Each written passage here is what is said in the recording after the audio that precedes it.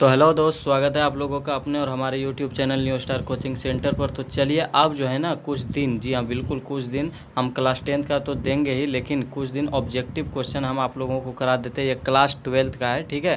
और याद रखिएगा लॉकडाउन में बस यही एक माध्यम है ऑनलाइन पढ़ाई का। और आपको यदि इसी तरह का पढ़ाई चाहिए तो फटाफट इस चैनल को सब्सक्राइब कर लीजिएगा, क्योंकि जब भी हम आपके विषय वस्तु का ऑब्जेक्टिव क्वेश्चन बनाएंगे मेनली, तो वो आपको सबसे पहले पहुँचे और आप उसको देख कर अच्छा से याद कर सकिएगा और नंबर उठा सकिएगा, ठीक है। तो फर्स्ट अध्याय है बातचीत, आपका गद्य खंड। इसका फर्स्ट क्वेश्चन, जैसा कम वैसा परिणाम किस लेखक द्वारा रचित है?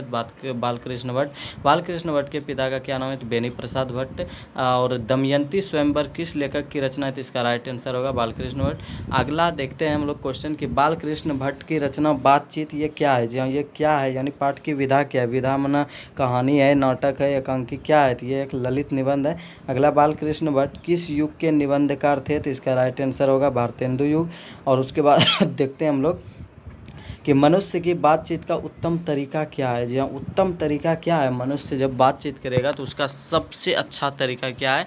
उसका राइट आंसर होगा अवाक होकर अपने से बातचीत करना, ठीक है। अवाक होकर अपने से बातचीत करना। आप लोगों को कुछ नहीं करना है, केवल आपको सुनना है, बाकी का काम हम खुद कर रहे हैं, ठीक है। अगला है संवाद में सबसे महत्वपूर्ण क्या होती है? जी हाँ, संवाद जब हम किसी से कुछ कहते हैं या बोलते हैं तो उसमें सबसे अधिक महत्वपूर्ण क्या रखता है? तो इसका राइट आंसर होगा आत्मीयता। उसके बाद है बालकृष्ण भट्ट का जन्म हुआ था, कब हुआ था? तो इसका राइट आंसर होगा 23 जून 1844 को। कब हुआ था? 23 जून 1844 को।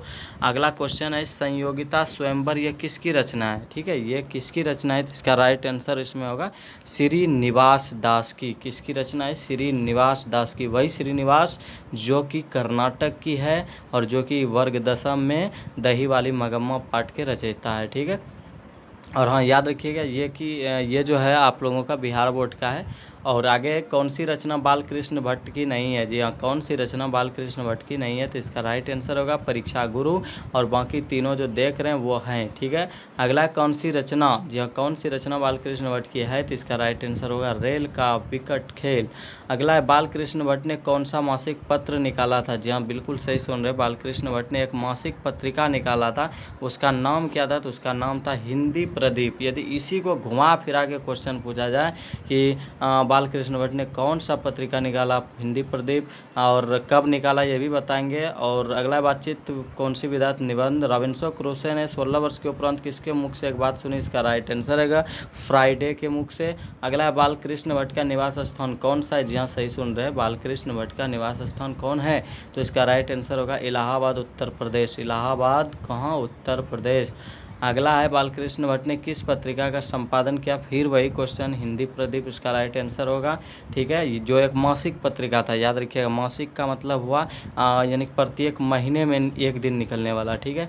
अगला बालकृष्ण भट्ट ने हिंदी प्रदीप जो एक मासिक पत्रिका था वो निकाला जरूर, सही बात है, लेकिन कब निकाला? तो इसका राइट आंसर होगा 1877, ठीक है। अगला क्वेश्चन है बातचीत शीर्षक निबंध के निबंधकार कौन है? तो इसका राइट आंसर होगा बालकृष्ण भट्ट, ठीक है।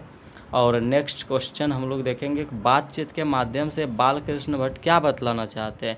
तो इसका राइट आंसर होगा बातचीत की शैली। पूरा अध्याय पढ़िएगा तो आपको पता चलेगा कि बातचीत की शैली के बारे में ही भट्ट जी ने पूरा यानी कि निबंध लिखा है, किस तरह बोलना चाहिए, कैसे बोलना चाहिए। अगला, भट्ट जी को किसने अंग्रेजी साहित्य के एडिशन और स्टील की श्रेणी में रखा है? ठीक है, तो इसका राइट आंसर होगा रामचंद्र शुक्ल ने, ठीक है। इन्होंने ही भट्ट जी को अंग्रेजी साहित्य के एडिशन और स्टील को के रूप में देखा है। अगला, कौन सी रचना बालकृष्ण भट्ट द्वारा रचित नहीं है? तो इसका राइट आंसर होगा मेघदूतम। क्या होगा? मेघदूतम। और उसके बाद है कौन सा उपन्यास बालकृष्ण भट्ट द्वारा रचित है? तो इसका राइट आंसर होगा 100 अजान एक सुजान। और अगला है नाटक के प्रारंभ में होने वाले मंगल पाठ को क्या कहा जाता है? तो इसका राइट आंसर होगा नांदी पाठ। और उसके बाद देखते हैं रॉबिन्सन क्रूसो को कब तक मनुष्य का मुख देखने को बिल्कुल नहीं मिला था? तो इसका राइट आंसर होगा 16 वर्ष। क्या होगा? 16 वर्ष। उसके बाद देखते हैं बोलने से ही मनुष्य के रूप का साक्षात्कार होता है। बोलने से ही मनुष्य का मेन पहचान होता है। तो किसने यह कहा? तो ये बेन जॉनसन ने कहा। देखिए ये अध्याय में बातचीत में दो महत्वपूर्ण डायलॉग है, यानी संवाद है, कथन है, और दोनों का ट्रिक है। यदि क्वेश्चन स्टार्ट हो बोलने से ही तो याद रखिएगा बो से बोलने से ही स्टार्ट हुआ, बो से ना, बो से बोलने, तो याद रखिएगा बो से बेन जॉनसन। और एक है आप लोगों का असल बातचीत, ओ से असल, ओ से एडम स्मिथ याद रखिएगा, ठीक है। चलिए, सॉरी एडिसन, एडम स्मिथ ने वो अर्थ जब नाम लिया तो बता देते, वो इकोनॉमिक के फादर है, अर्थशास्त्र के। और यदि ओ से बात करें, ओ से असल बातचीत वाला अगर लाइन दिखे तो उसका याद रखिएगा एडिसन, और बो से बोल चाल वाला याद रखिएगा बेंसन, जॉन बेंसन, ठीक है।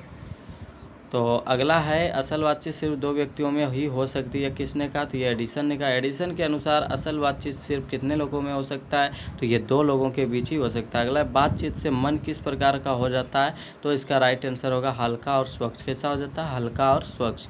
अगला है, किसके ना होने से सृष्टि गूंगी प्रतीत होगी। जी हाँ, किसके ना होने से, यानी कौन नहीं होगा तो सृष्टि गूंगी प्रतीत होगी, ठीक है। तो इसका राइट आंसर होगा वाक शक्ति। बोलने का शक्ति आपको नहीं होगा तो फिर प्रॉब्लम हो जाएगा ना, ठीक है। अगला है आर्ट ऑफ कन्वर्सेशन, यानी कि बोल चाल का कला जो है, जी हाँ, बोल चाल की कला यानी आर्ट ऑफ कन्वर्सेशन कहाँ के लोगों में सर्वाधिक प्रचलित है, तो इसका राइट आंसर होगा यूरोप के। कहाँ के, यूरोप के, ठीक है। अगला है बालकृष्ण किस काल के रचनाकार है। बालकृष्ण भट्ट की बात करें जो इस निबंध के निबंधकार रह चुके हैं, तो ये किस काल के रचनाकार है, तो इसका राइट आंसर होगा आधुनिक काल के, ठीक है। तो चलिए अब लेते हैं आप लोगों से विदा, एक ही अध्याय, फिर कल दूसरे अध्याय में हम लोग हाजिर होंगे। तो इसके लिए आपको सदा देखने के लिए आपको एक काम तो करना ही पड़ेगा, आपको चैनल सब्सक्राइब करना होगा, जो कि फट से आप लोग कर दीजिएगा, ठीक है। तो चलिए लेते हैं आपसे इजाज़त, गुड बाय।